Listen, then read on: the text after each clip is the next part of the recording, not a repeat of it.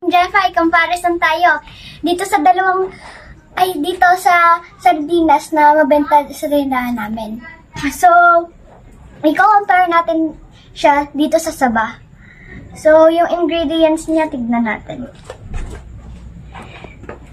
Sardines, water, tomato paste, modified, starch, sugar, iodized salt, soya oil. Iodized salt? Iodized salt.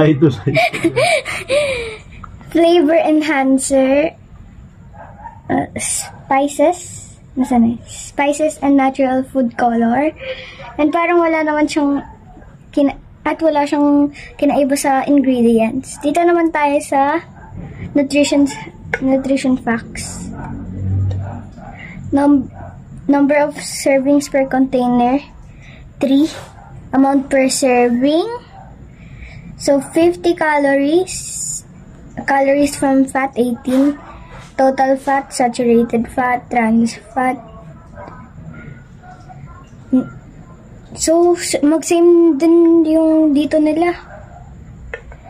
Buksan natin, tignan natin kung ano pinag-iba nila sa lasa.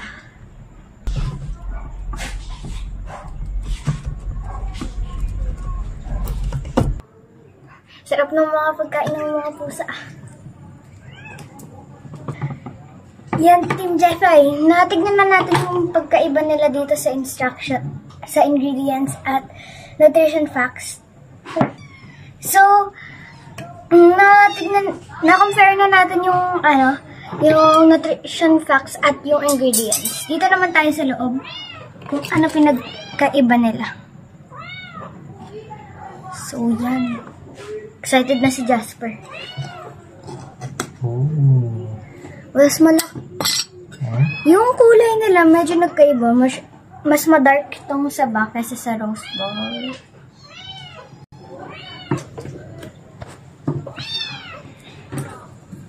Tikman to. So, lagay natin dito sa... Oh, ang laki.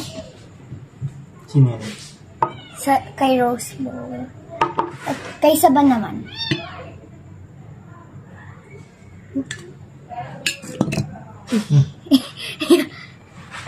So, 4 yung nakalagay dito sa Saba.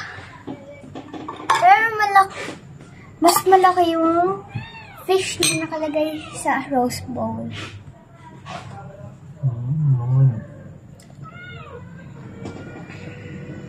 Mas malaki tong si Rose Bowl, no? Si Saba 4, pero maliit. Tapos yung sauce nito madami. Ito, unti lang. Nakuha na kasi ata ng fish yung space. Tignan mo nga.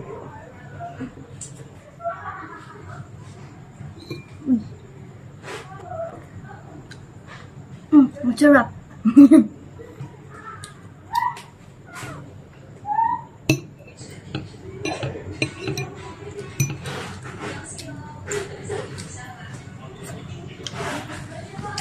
Mag-same lang sila ng lasa.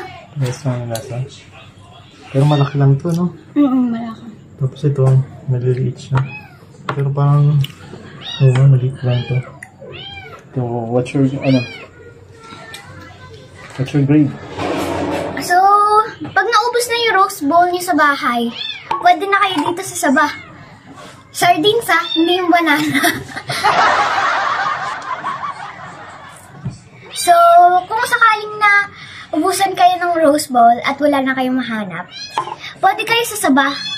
Kasi, magkapares lang naman yung ingredients nila, yung nutrition facts.